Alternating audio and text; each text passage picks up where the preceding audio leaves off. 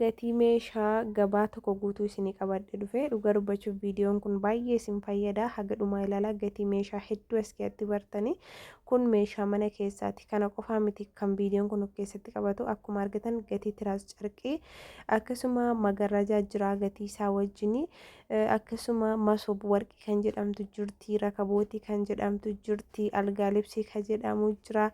Akka mastaawaqaatti waan daqiiqaa tokko irra saarra godhe wantoota viidiyoo kana keessatti argamu. Algaa libsii kana xiqqaan isaa birrii meeqa guddaan isaa birrii meeqa jedhee gaafadheera. Kun alaarraa galaas keessatti isa hodhamu miti akkuma beektani. Masoob warqii kanallee dhaqee gaafadheen ture. Xiqqaasaa guddaasaa rakabootii kana nama ajajatee jira. Achumaan viidiyoo waraabeera. Manatti isa galee waraabne achumatti waraabe. Gatii wantoota isinitti agarsiise kana hunda isinitti himuu danda'a inshaallah. Assalaamu alaikum warahmatullahi wabarakatuh. Akkam jirtu Oromoo kiyya qaalii like share subscribe gochuu hin dagatinaa.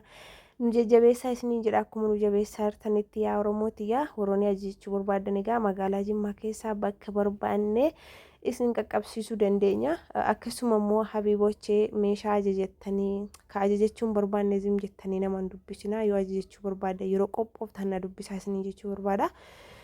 Fakkeenyaaf amma bakkittiin kuni jechuudha. Bakkittiin irra taa'ee fakkeenyaaf bakkittiin isin algaa libsii wajjin argaa jirtan kuni wallahi birrii 53 naan jette. Sababiin isaa boondidiin kuni ka Arabiyaa Majaliisii wal makaa hojjetame naan jette. Baay'ee qaaliidha ka Arabiyaa Majaliisii immoo. Tiraaziin kun tiraazii isin argitan kun tokkoon isaa jechuudha birrii 1,000 naan jette. Akka dhagaatti jabaata garuu baraan gadiin jedhu. Waliigala wantiin irra taa'e kun tiraazii isaa ta'ee carqii isaa ta'ee boondidii isaa ta'ee akkasitti birrii meeqa jennaan birrii 53 jette. Osoo anaati kanarraa Arabiyaa Majaliisiin hojjechiifadha. Garuu tiraaziin isaa isa baraan gad jedhu miti. Warroonni ani kana bitadhaa isiniin jechuu kiyya miti. Akka humna ofiitti jira. Viidiyoo kiyya gara dhumaarratti ilaaluu dandeessu. Warroonni immoo tiraaz carqii jijjiirrachuu barbaadan wallahi baay'ee takka babbareedaa jira jechuudha. Ilaalee quufuun dadhabee viidiyoo kiyya gara dhumaarratti boondidiin sadarkaa qaba. Sana gassinii dhiiseen jira jechuudha. Firaashii miti firaashiin alatti ka carqii irraa hodhame ta'e maalirraa akka hodhame hin beeku baay'ee jajjabaataadha gadiin jedhu. Garuu boondidii ma jedhu isaanii sadarkaa qaba. Haga 4,000 jira 5,000 jira. Haga boondidii isa kan Arabiyaa Majaliisii miti gaa. Warroonni humni keessan isa jabaa kana hin dandeenye sanuma tiraas carqii kanaa wajjin hojjechiifachuu dandeessu. Hundumtu akka humna isaatiitti isiniin jechuu barbaada. Fakkeenyaaf hammanni kun Arabiyaa Majaliisii wajjin wal keessa waan ta'eef hedduu qaaliidha jedhanii kun kana fakkaata habiiboche. Warroonni immoo gadaanaa isaan barbaada jettan na dubbisa. Kana immoo nama bitachaa waraabee 12,000 jedhanii mata garuu naannoo 11,000 akkas 11,000 wayin walii galanii jirri. Ani hin binne akka carraa waraabee 12,000 jedhanii mata immoo kana fakkaata isiniin jechuu barbaada. Egaa kun zuuliyaa guddaa tokko kun immoo algaa libsiidha jechuudha. Kun guddaadha. 150 ni caala naan jedhe egaa namichi hin beeku obboleeyyantiidha. Kun 150 ni caala jedhe sireen 150 walitti jiraate isaa hin beeku ani. Kuni meeqa jennaan wallahi birrii 18,000 jedhe birrii 18,000 jedhe isa guddaa amma. Inni kun immoo 150dhaan naan jedhe egaa akka jedhetti. Isa silaa 150 caala jedhe garuu meeqa jedheen gaafanne shariyaan zaara. Kun immoo 150dha garuu 13,000 jedheeni. Kun akkuma argitanii 150 ta'u 120 ta'u ani hin beekne garuu inni 100 mitirii 2 akkas naan jedhe wallahi mitirii 2 naan jedhe 13,000 jedheeni.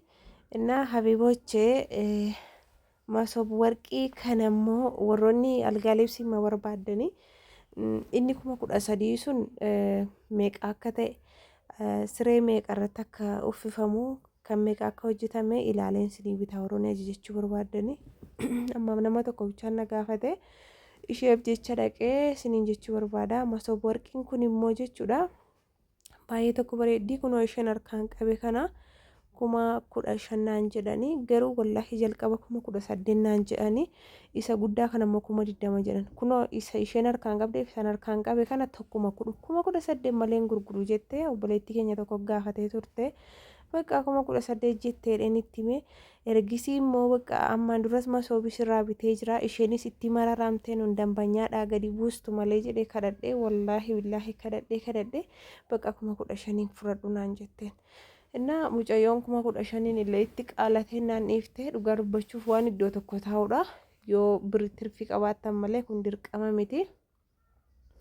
Haala kana ture isiniin jechuu barbaada gama warqiin kuni inni xixiqqaan isaa 15,000 ture gaa 18 itti himatte wallaahi billaahi kan rabbi na argu garuu erga nun deemuu kaan immoo nutti mararamtee gurgurachuu barbaaddee bakka 15 si godha minaamin jette.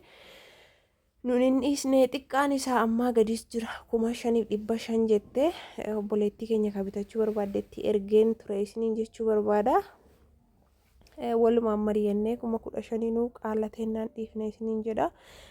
Meeshaalee suuqii kana keessa jiru immoo hundasaa gatii tokkollee hin gaafanne isin hin kijibu. Sababiin isaa meeshaan suuqii guyyaarraa dabaluu danda'anii yoo dhumee yookiin torbee tokko 14 booddee dhaqeen bitaa yoo ta'e yoo dhumee fidanii isaan irratti dabalanii gurguru. Kanaaf tokko tokkoonis meeshaa suuqii keessaa yoo hin bitta ta'e malee tokko tokkoon dhaabbatanii sitti hin himanii yoo bitta ta'e biti malee siin jedhu. Haala kanaanii suuqii kana hunda waraabee namoonni as jechuu barbaadan achi keessaa suuta jettanii viidiyoo ilaaluu dandeessu jedheen ni waraabee inni kan biraa immoo jechuudha. Kunoo boondidiin nan sinin jechaa ture kanaadha jechuudha obboleeyyan tiyya ni jajjabaata.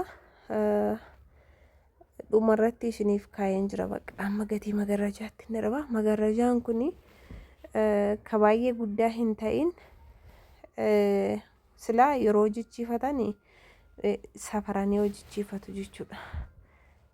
Akkuma arguu jirtanii balbalatti haa ta'u maskootitti haa ta'u mitira meeqa oleensaa garaansaa mitira meeqa jedhameetu ilaalamee hojjetama.